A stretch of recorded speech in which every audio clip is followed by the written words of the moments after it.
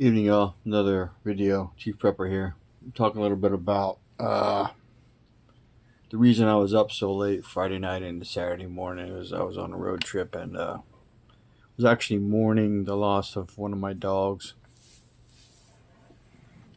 Still bothers me quite a bit. So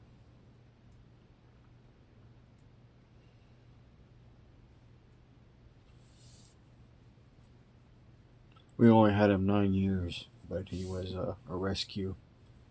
So he was my dream dog. Just didn't know how the dream was going to end. Technically, I did, but didn't want to think about it. So anyway, let's talk about prepping stuff. So, as you know, I'm working on my back porch, and I'm in Lowe's often uh, for basically last month about once a week, sometimes twice a week. Today, I got up with one purpose. The reason I came back from Abilene yesterday was because I had stuff I needed to do today in preparation for a trip I'm taking on the 9th.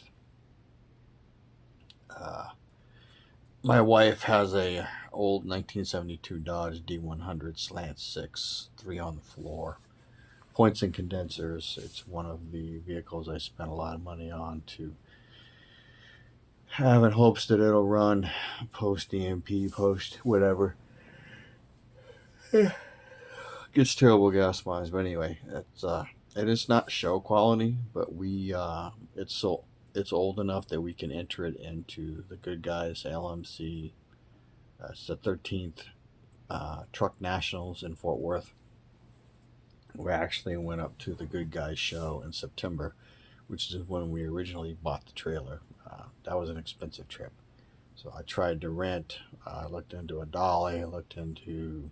They wouldn't give me a dolly and they wouldn't give me a trailer for whatever reason. You all.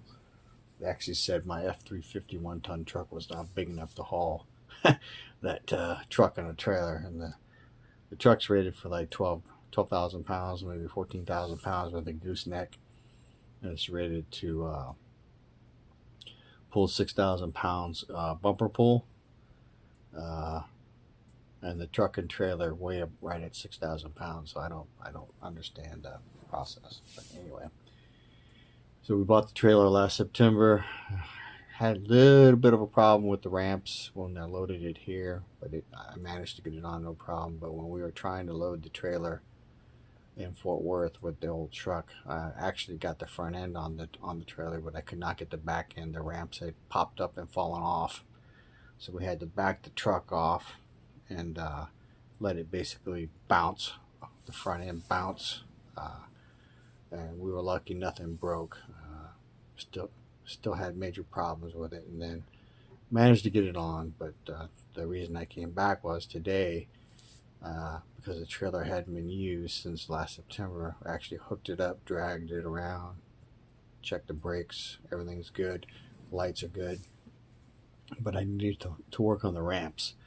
So I had to buy a grinder because I lost one in a move, and I got one cutting wheel and a grinding disc, and I got one ramp done and got the other one partially done, and then the wheel broke on me. So I had to go to Lowe's. So let's talk about that.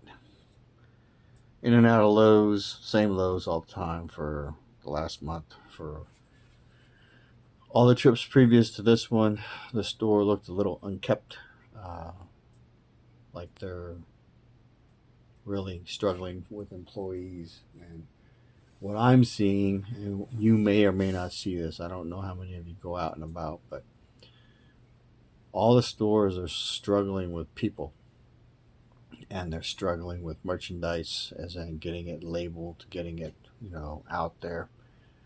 Uh, Looks like we're in a downward spiral with employees and businesses, because as people spend less money, there's less revenue for the stores, and as there's less revenue, they cut more employees. Traditionally, businesses will cut employees left and right. Uh, there's like a magic red line when they go below it on revenue, then they start cutting employees. And I understand the principle behind it, but I've never understood it because it puts more pressure on the remaining employees to try and do the same amount of work, which is impossible when you have fewer employees. So that's the reason stores are. If you pay attention, they're looking. At least the Lowe's that I've been going into looks like that. So, and the other thing that was different today is, within just a few minutes of me walking in, one of the Lowe's employees has said, "Is everything okay? You find everything?" I'm like, "Yep." I don't know if it's because my gun was uncovered when I walked in or what. So, but anyway, so I went specifically for cutting discs, and I bought 4, and I had to use 2. So I'm glad I bought 4. And then I also got another hanger for 2x4s, so that I should be able to hang the last 3 hangers. And I bought 6 10-foot 2x4s, so one side of the lower portion of the roof will be halfway done, and then I got to get 12 2x6 hangers and 6 2x6s 10 by 10 feet and cut those after I put the hangers in, and then that one side will be done. And then I think I have some scrap 4x4. If not, I'll have to buy one to basically I have 2 2x6s with one 4x4 in the middle, and then 2 on each side for the center support of my back porch area. And when you put joists like that, I guess joists are the cross boards, they put pressure on that center board, so over time it will warp. So what I'm going to do is put a scrap piece of 4x4 in there to keep it from flexing so much. So once I get that one side done, then it's at the end of the month, buy 2x4s and bake 3-foot wall extension and preps for pulling the roof off, extending the roof up, and then re-roofing it, and then I'll be running the rail on one end, and then doing the 2x4 and 2x6 cross members and the hangers, and then the lower portion of the ceiling for the back porch will be done. And then at that point, I can run another board across the top of the roof, and then basically, because I'm not a roofer, so I don't understand roofing, I have an acquaintance that will come over and help me and teach me. And then once I get the roof frame up, then all it is buying the $1,200 with the metal sheeting. So, yay! But once that's done, I'll be very, very happy. So, get it enclosed. Then I'll have to start painting it, that kind of thing. But just think about as the economy gets worse, your services and your restaurants are going to get worse. So I've been going in places, and I eat out with my dad often at one restaurant because that's the food he likes. So at that restaurant, it's not a problem. It's a small mom and pop show. They might be able to seat 40 people max in the entire restaurant, or maybe 30, 35. So the other restaurants, the fast food ones, everybody looks like they're just not in a good mood.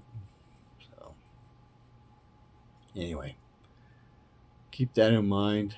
I may do another video because it's different topics. So I'm talking about different stuff, but keep in mind that as the economy gets worse and fewer and fewer people are spending money and more people are getting laid off, it's just going to get worse, and it's probably going to get more dangerous. So keep that in mind. Information is knowledge and power. Chief Prepper out.